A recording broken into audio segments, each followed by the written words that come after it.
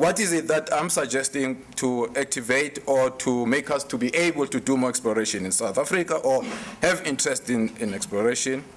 I would suggest that the Council for Geoscience be allowed by the state to take the process forward.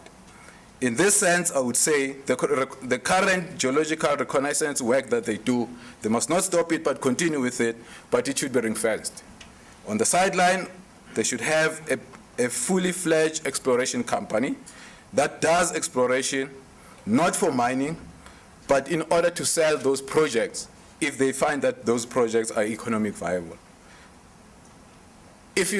Most of the occurrences that are happening in South Africa were found by junior mining companies, and the big companies only came and extended them. Okay? So I strongly feel that we need a state-owned exploration company that will look at especially smaller deposits and current known occurrences in order to resuscitate exploration in South Africa. When it comes to strategic minerals, we should have, there are specific things that I think are important after classifying a mineral as strategic mineral. We should improve our resource or reserve-based knowledge on what we call a strategic mineral, have a better estimate. We should monitor the mining rate. We should create an environment that is conducive for them to thrive. A good example is the gold tax formula, where you pay less tax if you don't make a profit and you pay more tax when you make a profit.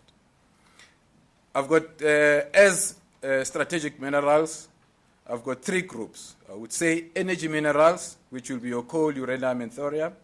A ferrous complex, which will consist of your iron ore, your manganese, your chrome, your silicon, and vanadium. And also the revenue generators.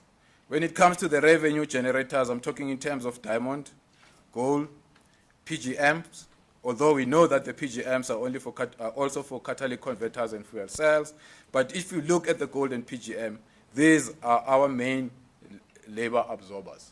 Super ministry. I think we have a passionate minister, and the DMR is restructuring. There's a lot of work to be done. I am concerned that a super ministry may dilute the work that's being done in the DMR and certainly the economic clusters. As long as those areas are worked together and the work of those areas is integrated appropriately within government, then we're not so sure we need a super ministry, but we certainly do need the DMR to be given the resources and the support to keep on doing the job and to play its part in the commitments as well defined in the mining charter.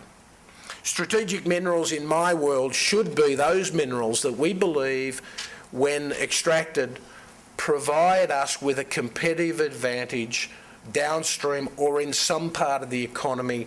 Defining what a strategic mineral is and providing transparency and certainty in terms of how those minerals will be regulated, I think, is more important than the absolute issue around the mineral itself.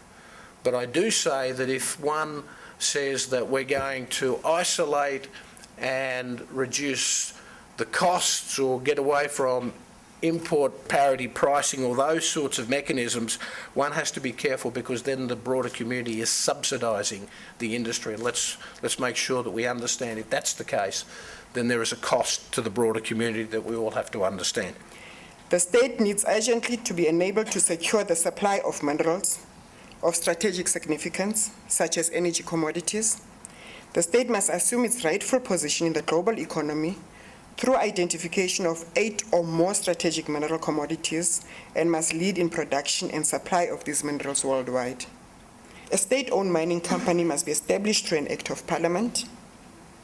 It must be run through a board which will be directly accountable to the state and report periodically to the state.